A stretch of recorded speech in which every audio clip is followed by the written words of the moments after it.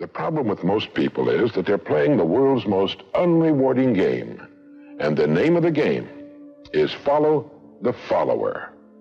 I want to tell you the most interesting story in the world.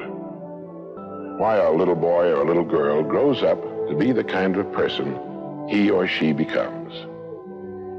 Now, the estimates by the experts in this field are that most of us are using somewhere around 5% of our real potential. Some experts say as little as 1%.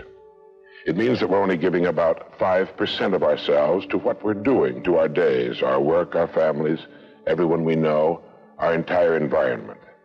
But it also means that we're only experiencing 5% of the fun, 5% of the joy, 5% of the rewards we could be knowing, or less.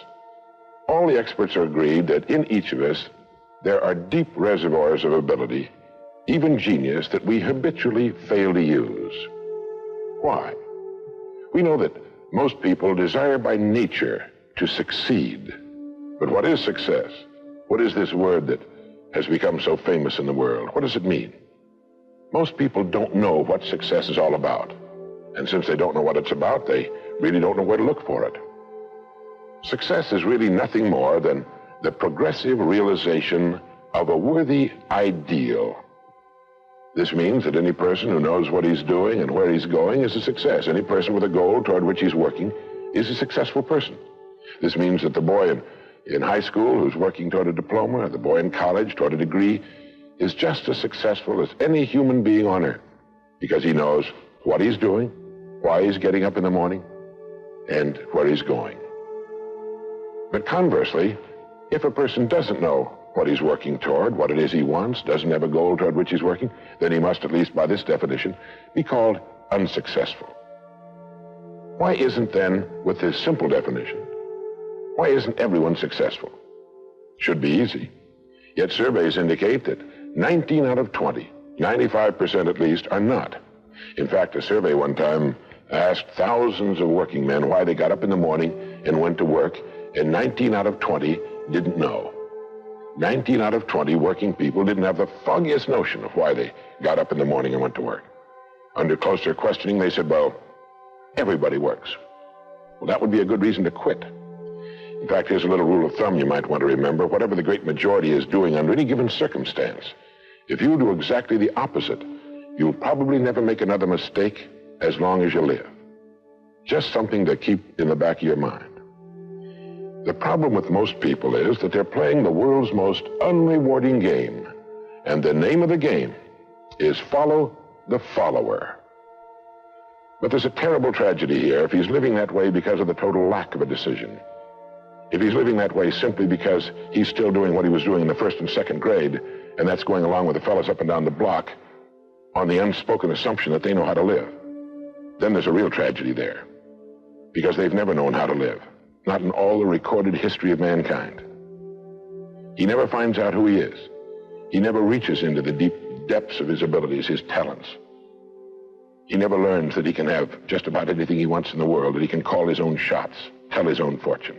And it's kind of a pity. Well, what's needed? Well, what's needed, I think, is a checklist.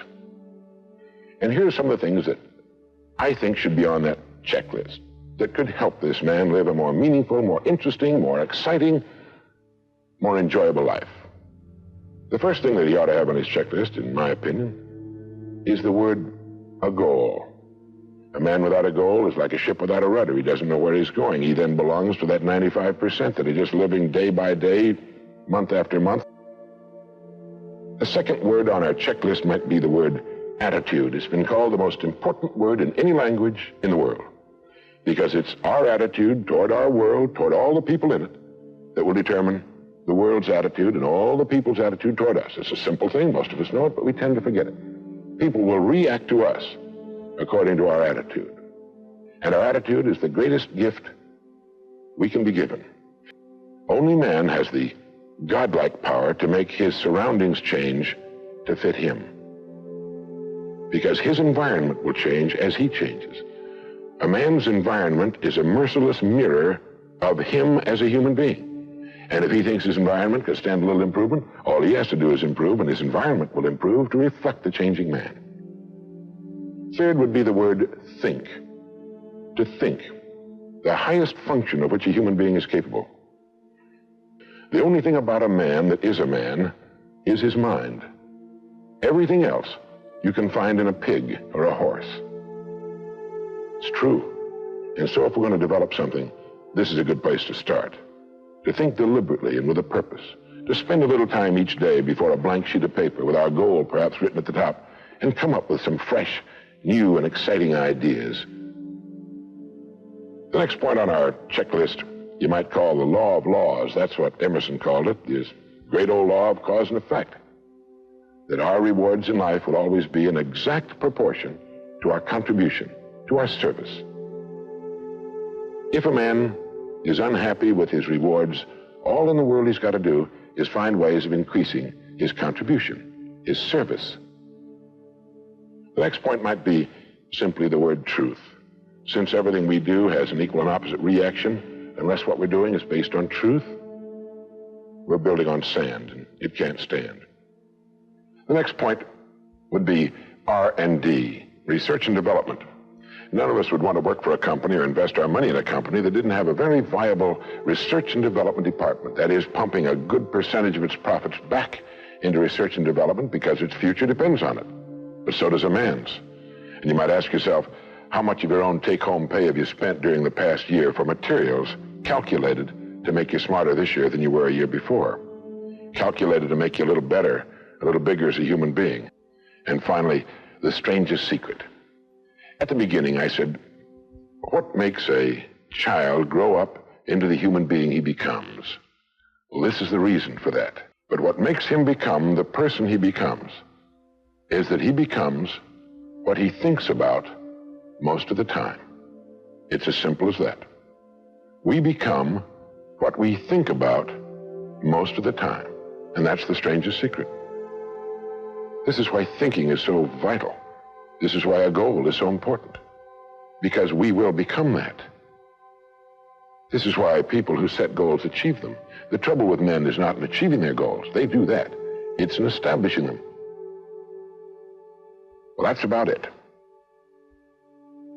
I think it's good to remember that if we just go along with the crowd, we won't wind up with much more than the wish that we could do it all over again, and as far as we know, you can't.